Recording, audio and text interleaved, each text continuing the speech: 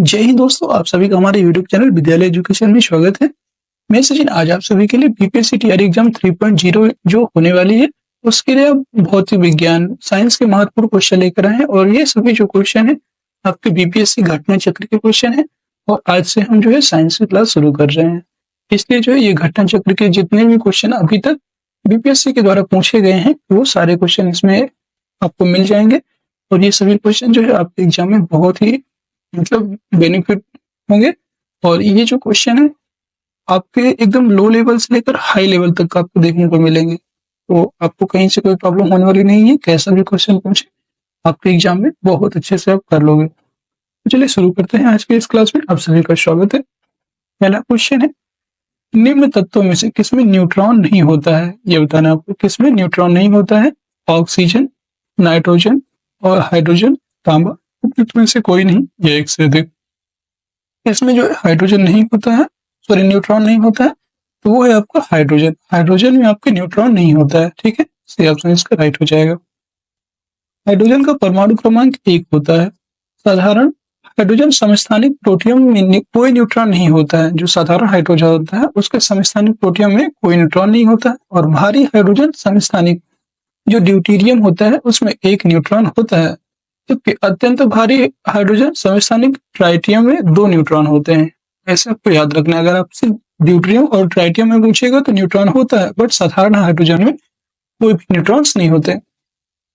Next question है second, angstrom इकाई है तरंगदैर्घ्य की, ऊर्जा की, आवृत्ति की, वेग की। उपयुक्त में से कोई नहीं है, उपयुक्त में एक से अधिक। तो एंगस्ट्रॉम जो है ये तरंगदैर्घ्य की इकाई है, याद रखिएगा। एंगस्ट्रॉम तरंगदैर्घ्य की इकाई है। 1 एंगस्ट्रॉम बराबर होता है 1 एंगस्ट्रॉम बराबर होता है 10 की पावर -10 10 की पावर -10 मीटर, याद रखिएगा।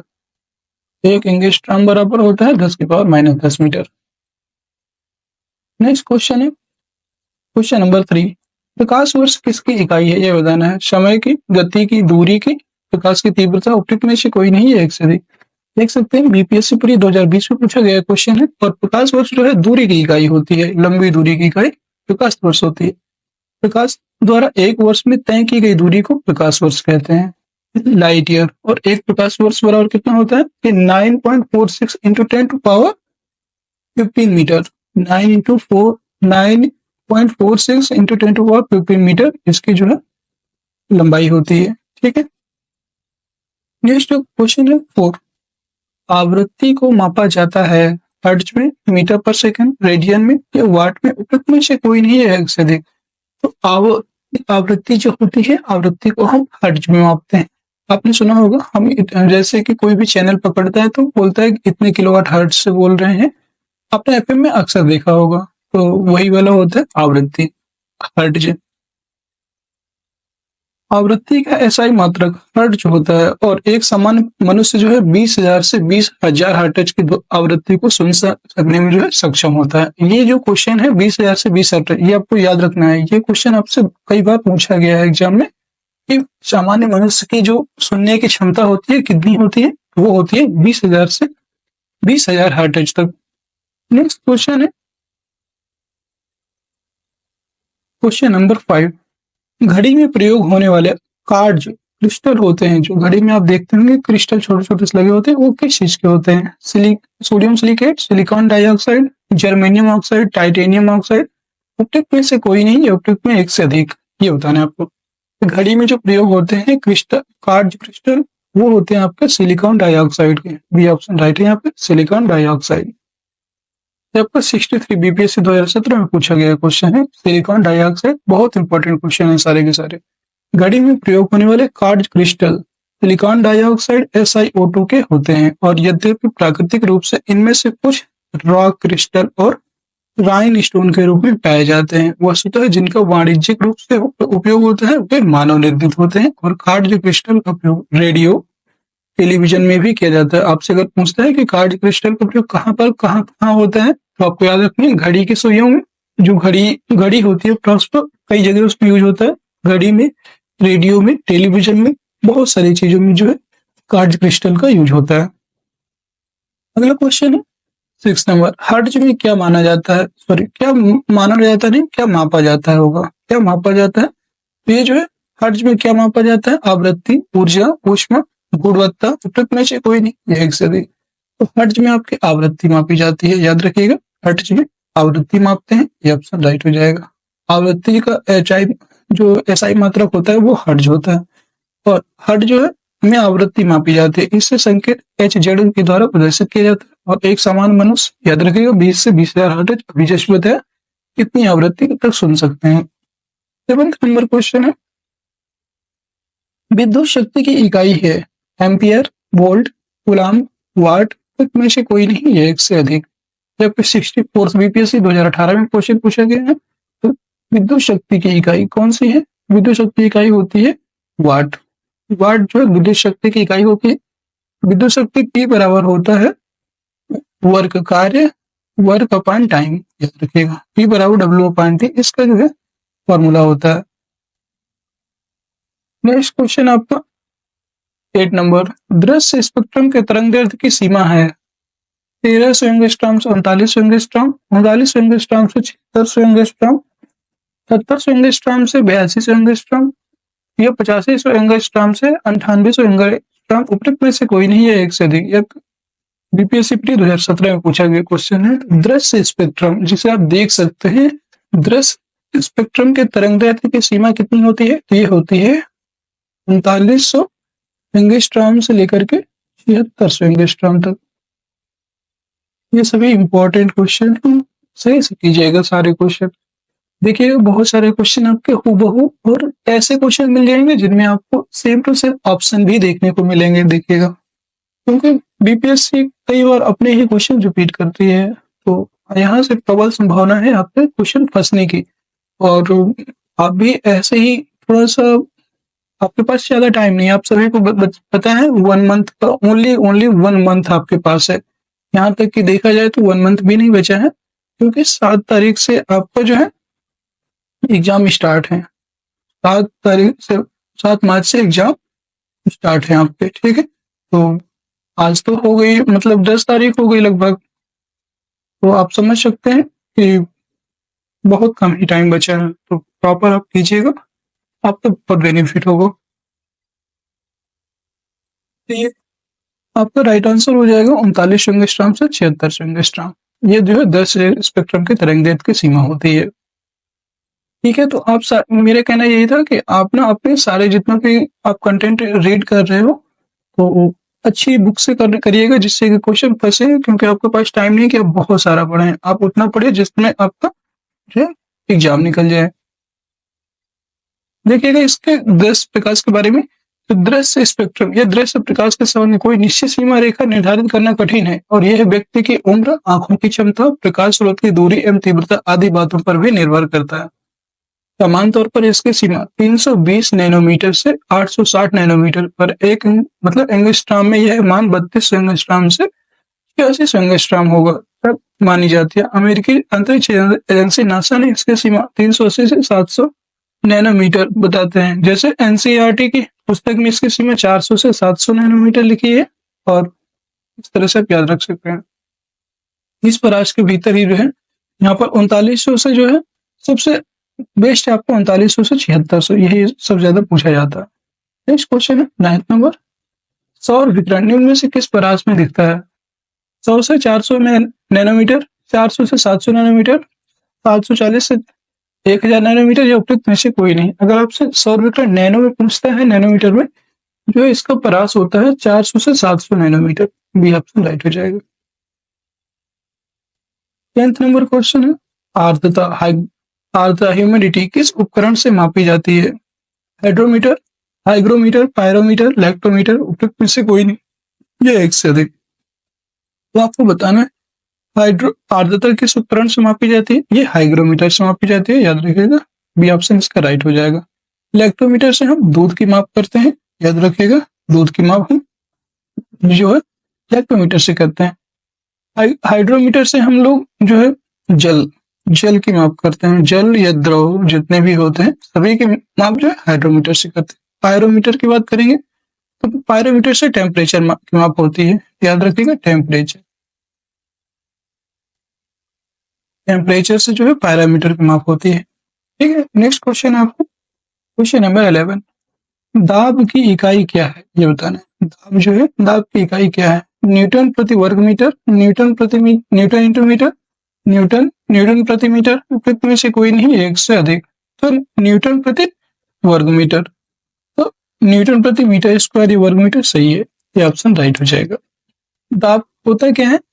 तो किसी तल की इकाई के क्षेत्रफल पर, किसी कोई तल है जैसे, और इसकी इकाई के क्षेत्रफल पर लगने वाले बल को दाब कहते हैं। ठीक है, दाब एक अदिश राशि है और दाब का मात्रक न्यूटन प्रति मीटर स्क्वायर होता है। जैसे न्यूटन प्रति मीटर स्क्वायर, इसका जो है फॉर्मूला होता है, और इसे पास्कल भी कहते हैं। ये बहुत पूछता है कि दाब का मात्रक क्या होता है, तो इसे जो है पास्कल, दाब का मात्रक पास्कल होता है। ठीक है, नेक्स्ट क्वेश्चन है 12, दाब का मात्रक है किलोग्राम प्रति वर्ग सेंटीमीटर, किलोग्राम प्रति सेंटीमीटर, किलोग्राम प्रति मिलीमीटर, किलोग्राम प्रति घन सेंटीमीटर, उपयुक्त में से कोई नहीं है, एक से अधिक। दाब का जो मात्रक होता है, अभी बताया था, न्यूटन प्रति मीटर स्क्वायर होता है, तो इसका जो है इसमें कोई नहीं है, ये ऑप्शन इसका राइट हो जाएगा। नेक्स्ट क्वेश्चन है आपका, निम्नलिखित में से कौन सी अदिश राशि है ये बताना है। इसमें से है जो है कौन सी अदिश राशि है? बल, दाब, वेग और त्वरण, उपयुक्त में से कोई नहीं या एक से अधिक। तो बल, दाब, वेग, त्वरण में से कौन सी अदिश राशि है ये बताना है आपको। जो है यहाँ पे दाब, दाब अभी जस्ट आपको बताया था, दाब आपकी जो है अदिश राशि। ठीक है, ये दाब इसका राइट आंसर हो जाएगा। अदिश राशि और सदिश राशि क्या होती है, इनके बारे में देख लेते हैं एक बार। वे राशियां जिनको व्यक्त करने के लिए दिशा एवं परिमाण दोनों की आवश्यकता होती है, वो सदिश राशियां कहलाती हैं। उदाहरण के लिए आप देख सकते हैं, बल, वेग, विस्थापन, त्वरण, संवेग, ये सब जो है सदिश राशियां हैं। और जिन राशियों को व्यक्त करने के लिए आपको दिशा और दिशा की जो है आवश्यकता नहीं होती, केवल परिमाण की आवश्यकता होती है, ठीक है, उन्हें अदिश राशियां कहते हैं। जैसे आयतन हो गया, दाब हो गया, चाल, दूरी, ये सभी जो है अदिश राशियां हैं। नेक्स्ट क्वेश्चन है 14, निम्नलिखित में से किस राशि का मात्रक नहीं है ये बताना है। प्रतिबल, बल, विकृति, दाब, उपयुक्त में से कोई नहीं या उपयुक्त में से एक से अधिक। कौन सा राशि का मात्रक नहीं है?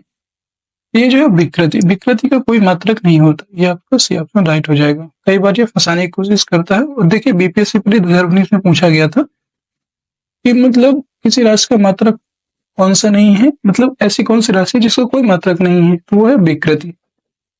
किसी वस्तु की बीमा में आया परिवर्तन और उस वस्तु की मूल बीमा के अनुपात को विकृति कहते हैं। विकृति एक बीमाहीन राशि है और इसका कोई मात्रक नहीं होता। नेक्स्ट क्वेश्चन है, हमें आपको बताना सही कथन को चुनना है। लाल प्रकाश का तरंग दैर्ध्य बैगनी प्रकाश से कम होता है, गलत, ज्यादा होता है। लाल प्रकाश का तरंग दैर्ध्य बैगनी प्रकाश से ज्यादा होता है, एकदम राइट। बैगनी प्रकाश का तरंग हरे प्रकाश से ज्यादा होता है, गलत। बैगनी प्रकाश का तरंग दैर्ध्य पीले प्रकाश से ज्यादा, गलत। उपयुक्त में से कोई नहीं है, एक से अधिक, ये भी आपका गलत है, तो सही आंसर हो जाएगा बी ऑप्शन। नेक्स्ट क्वेश्चन है, देखिए यहाँ पे बैगनी रंग का तरंग दैर्ध्य सबसे कम, वह आवृत्ति सबसे अधिक होती है, जबकि लाल रंग का तरंग दैर्ध्य तो सबसे अधिक होता है लेकिन आवृत्ति सबसे कम होती है। नेक्स्ट क्वेश्चन है 16 नंबर, जब दिन में पानी पर साबुन की फिल्म दिखाई देती है तो यह सुंदर रंग दिखती है, इस घटना का कारण क्या है? प्रकाश का विवर्तन, प्रकाश का अपवर्तन, प्रकाश का ध्रुवीकरण, प्रकाश का व्यतिकरण, उपयुक्त में से कोई नहीं, यह उपयुक्त में एक से अधिक। तो जब दिन में पानी पर साबुन की फिल्म दिखाई देती है और यह सुंदर दिखती है, और यह क्या कहलाती है? प्रकाश का व्यतिकरण होता है यहाँ पर, इंटरफेरेंस, डी ऑप्शन राइट हो जाएगा। दिन में पानी पर साबुन की फिल्म प्रकाश की किरणों के व्यतिकरण, इंटरफेरेंस के कारण अनेक रंगों की और सुंदर दिखाई देती है। आप देखे होंगे जब झाग में थोड़ा सा भी प्रकाश पड़ता है तो वो बहुत सारे कलर्स उसमें दिखने लगते हैं, वो होता है प्रकाश का व्यतिकरण। 17 नंबर क्वेश्चन है, एक परमाणु केंद्र का धनावेशित हिस्सा कहलाता है प्रोटॉन, न्यूट्रॉन, इलेक्ट्रॉन, न्यूक्लियस, उपयुक्त में से कोई नहीं है, एक से अधिक। अच्छा, इसका क्वेश्चन बहुत लोग अगर इसके पहले आ जाता आपके एग्जाम में, हो सकता है कि आपको गलत कर देते, बट इसके बाद नहीं होगा, क्योंकि इसमें बहुत लोग आपको लोग जो है पर प्रोटॉन लगा देते क्योंकि ये धनावेशित होता है। पर ये क्या बोल रहे हैं, धनावेशित हिस्सा क्या कहलाता है? जैसे ये कोई परमाणु है, ठीक है, और इसमें जो है केंद्र में होता है प्रोटॉन, तो यहाँ पर इसका जो धनावेशित होगा तो ये क्या कहलाएगा, ये हिस्सा, ये न्यूक्लियस कहलाता है। न्यूक्लियस, नाभिक बोलते हैं इसे। तो इसका जो राइट आंसर हो जाएगा डी ऑप्शन हो जाएगा। एक परमाणु के केंद्र का धनावेशित हिस्सा नाभिक या न्यूक्लियस कहलाता है, और नाभिक अर्थात न्यूक्लियस परमाणु का केंद्रक होता है। परमाणु के नाभिक में प्रोटॉन तथा न्यूट्रॉन अवस्थित रूप से न्यूक्लियॉन कहलाते हैं। प्रोटॉन धनात्मक आवेशयुक्त मूलभूत कण है और न्यूट्रॉन जो है आपका उदासीन होता है, जिस कारण नाभिक धनावेशित होता है। प्रोटीन तथा न्यूट्रॉन का द्रव्यमान जो है 1.672 इंटू 10⁻27 -27 होता है, -27 kg होता है। और इसकी खोज क्रमशः किसने की थी? तो प्रोटॉन की खोज करने वाले थे अर्नेस्ट रदरफोर्ड और न्यूट्रॉन की खोज करने वाले थे जेम्स चैडविक। नेक्स्ट क्वेश्चन आप 18 नंबर है। एक ठोस के सीधे गैस में परिवर्तन को क्या कहते हैं? कोई आप ठोस पदार्थ लीजिए जैसे कि कपूर, आप देखते हैं कपूर, इसका एक फेमस उदाहरण है कपूर। अगर आपको कपूर को जलाते हैं तो डायरेक्ट गैस में परिवर्तित होता है, गैस में परिवर्तित होता है। ठोस है फिर गैस में परिवर्तित होता है तो उसको क्या कहेंगे? ऊर्ध्वपतन, संघनन, वाष्पन, उबालना, प्रयुक्त में से कोई नहीं है, एक से अधिक। तो जब कोई भी ठोस वस्तु जलाने पर डायरेक्ट वो गैस में परिवर्तित हो जाती है, उसे कहते हैं ऊर्ध्वपातन। ये ऑप्शन राइट हो जाएगा, कभी बोलना नहीं चाहिए। मतलब आप जैसे ये कपूर लिया, इसमें आग लगाया है यहाँ से, ठीक है, ये जल करके डायरेक्ट जो है यहाँ पर वायुमंडल में फैल गया, ठीक है। ये जो है आपका गैस में परिवर्तित हो गया और ऊर्ध्वपातन हो गया इसका, ठीक है। ऊर्ध्वपातन वह प्रक्रम है जिसके द्वारा ठोस पदार्थ द्रव में परिवर्तित होकर हुए बिना ही सीधे गैसीय अवस्था में परिवर्तित हो जाता है और गैसीय अवस्था से सीधे ठोस अवस्था में भी आ जाते हैं। नेक्स्ट क्वेश्चन है 19 नंबर। वह ताप बिंदु जिस पर ठोस, द्रव और गैस अवस्थाएं एक साथ रह सकती हैं क्या कहलाता है? क्वथनांक, मतलब ठोस, द्रव और गैस तीनों अवस्थाओं में रह सकते हैं, ऐसा जो ताप बिंदु है वो क्या कहलाता है? क्वथनांक, गलनांक, हिमांक या त्रिक बिंदु? उपयुक्त में से कोई नहीं, एक से अधिक। तो ये जो है उस टेम्परेचर को हम कहते हैं त्रिक बिंदु। डी ऑप्शन राइट हो जाएगा, त्रिक बिंदु। वह ताप बिंदु जिस पर ठोस, द्रव, गैसीय अवस्थाएं एक साथ रह सकती हैं त्रिक बिंदु ट्रिपल पॉइंट कहलाते हैं। और उदाहरण स्वरूप जो है 611.657 पास्कल आंशिक वायु दाब पर 273.16 केल्विन 0.01 डिग्री सेंटीग्रेड जल का त्रिक बिंदु है, जिस पर द्रव, जल, ठोस, बर्फ और जलवाष्प एक साथ पाए जाते हैं। नेक्स्ट क्वेश्चन है 20 नंबर। कॉस्मिक किरणें कौन सी होती? कॉस्मिक किरणें आवेशित कण, अनावेशित कण, फिर आपको आवेशित तथा अनावेशित कण, उपयुक्त में से कोई नहीं। तो जो है कॉस्मिक किरणें आपके विद्युत चुंबकीय और आवेशित कण होते हैं, याद रखिएगा, ये आवेशित कण होती हैं। कॉस्मिक किरणें आवेशित कण होते हैं, ये आप याद रखेंगे, ये ऑप्शन इसका राइट हो जाएगा, ठीक है। कॉस्मिक किरणें की बात करेंगे तो कॉस्मिक किरणें विद्युत चुंबकीय स्पेक्ट्रम का भाग नहीं है, ये उच्च ऊर्जा के अवशोषित कण है और जो अंतरिक्ष में लगभग प्रकाश की गति से गमन करते हैं। इस गति से, प्रकाश की गति से जो है ये कॉस्मिक किरणें जो होती हैं ये गति करती हैं, ठीक है। 21 नंबर क्वेश्चन है 2G स्पेक्ट्रम में जी किस शब्द के लिए प्रयुक्त है? ये भी आपसे कई बार पूछा जाता है। Global, government, generation, Google. तो जी जो है ये जनरेशन को डिनोट करता है, याद रखिए। 2G मतलब सेकंड जनरेशन। 2G दूसरी पीढ़ी की बेतार संचार प्रौद्योगिकी है और 2G स्पेक्ट्रम में अच्छा जी की जो है जनरेशन अर्थात पीढ़ी के लिए उपयुक्त हुआ है। नेक्स्ट क्वेश्चन है 22। राडार का आविष्कारक कौन था? वेरी इंपॉर्टेंट क्वेश्चन है, ये आपको बीपीएससी प्री 2008 में पूछा गया था। जो राडार है, राडार का आविष्कारक कौन था? रॉबर्ट वाटसन, फ्लेमिंग, बुशवाल, ऑस्टिन। राडार का फुल फॉर्म होता है रेडियो डिटेक्शन एंड रेंजिंग, और इसके जो आविष्कारक थे रॉबर्ट वाटसन थे, याद रखिएगा, रॉबर्ट वाटसन। स्कॉटिश भौतिकविद रॉबर्ट वाट ने जो है 1935 में पहली बार जो है प्रायोगिक radar radio detection and ranging व्यवस्था का विकास किया था और द्वितीय विश्व युद्ध में इस व्यवस्था का उपयोग हवाई हमलों से पूर्व सचेत करने के लिए किया गया। नेक्स्ट क्वेश्चन है 23। गॉड पार्टिकल है, वेरी इंपॉर्टेंट क्वेश्चन, बीपीएससी 2016 में पूछा गया क्वेश्चन है। गॉड पार्टिकल्स आपसे पूछ लेते हैं क्या क्या होते हैं God particles. Neutrino, Higgs boson, Mason, positron, उपयुक्त में से कोई नहीं या एक से अधिक। गॉड पार्टिकल हम कहते हैं हिग्स एंड बोसान। जो हिग्स बोसान है यह एक मूल कण होता है और इसे हम गॉड पार्टिकल कहते हैं। हिग्स बोसान एक मूल कण है जिसकी प्रथम परिकल्पना वर्ष 1964 में की गई और इसका प्रायोगिक सत्यापन 14 मार्च 2013 को किया गया था। वैज्ञानिक समुदाय के बाहर और मीडिया द्वारा अक्सर इस कण को ईश्वरीय कण या गॉड पार्टिकल उपनाम से भी संदर्भित किया गया था। हिग्स बोसान कण जो है इसकी खोज करने वाले वैज्ञानिकों की जोड़ी ब्रिटेन के पीटर डब्ल्यू हिग्स तथा बेल्जियम के डब्ल्यू एल ग्लर्ट को वर्ष 2013 के भौतिक विज्ञान से जो है इसको नोबेल पुरस्कार भी प्रस्तुत किया जा चुका है। नेक्स्ट क्वेश्चन आपका वेरी इंपॉर्टेंट क्वेश्चन 24 नंबर है। सर सीवी रमन को भौतिकी का नोबेल पुरस्कार प्राप्त हुआ था सन 1928, 1930, 1932, 1950। तो जो सीवी रमन थे उनको भौतिकी का नोबेल पुरस्कार कब दिया गया? सन 1930 में। ये ऑप्शन राइट हो जाएगा। इस क्षेत्र में दिया गया था। भौतिक शास्त्र के नोबेल पुरस्कार प्राप्त करने वाले भारतीय डॉक्टर चंद्रशेखर वेंकट रमन, इन्हीं को सीवी रमन कहते हैं और उन्हें 1930 में यह पुरस्कार प्राप्त हुआ। अन्य नोबेल पुरस्कार आप चाहें तो देख सकते हैं। यहाँ पे आप स्क्रीनशॉट ले लीजिए है तो हम एक बार दिखा देते हैं।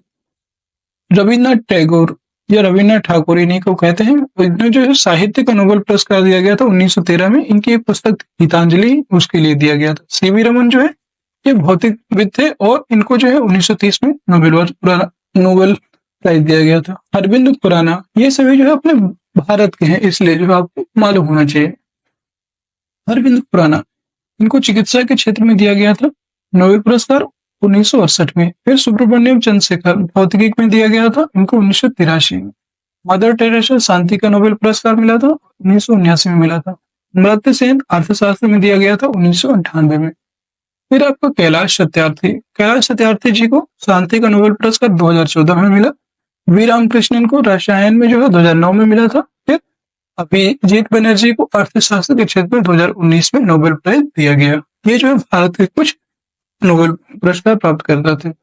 नेक्स्ट आपका 25 टेलीस्कोप की खोज किस वैज्ञानिक ने की थी ये बताना है। Newton, James Watt, Humphry Davy, Galileo. तो आप सभी को पता है टेलीस्कोप की खोज करने वाले थे गैलीलियो। नेक्स्ट क्वेश्चन है 26 इस सदी की शुरुआत में हवाई जहाज का आविष्कार किसने किया था ये बताना है। हवाई जहाज जो है उसका आविष्कार करने वाले कौन थे? वो थे आपके Wright Brothers, James Watt, Humphry Davy, von Braun. वो थे राइट ब्रदर्स जो है हवाई जहाज के आविष्कारक है। नेक्स्ट क्वेश्चन है 27 एक माइक्रोन बराबर है 1/10 मिलीमीटर, 1/100 मिलीमीटर, 1/1000 मिलीमीटर या 1/1000 मिलीमीटर। तो 1 माइक्रोन बराबर होता है जो है 1/1000 मिलीमीटर। सी ऑप्शन राइट हो जाएगा। नेक्स्ट क्वेश्चन है 28 40 डिग्री सेल्सियस का मान फ़ारेनहाइट स्केल में क्या होता है ये बताना है। 40 डिग्री सेल्सियस जो है 104 degree Fahrenheit, 100 degree Fahrenheit, 102 degree Fahrenheit, 75 degree Fahrenheit. में से कोई नहीं है एक से अधिक। ये होता है 104 डिग्री फ़ारेनहाइट। इसका फॉर्मूला होता है F बराबर 9/5 इंटू से F+32। यहाँ पे फॉर्मूला दिया हुआ है देखिएगा। F बराबर होता है F बराबर 9/5 इंटू से +32।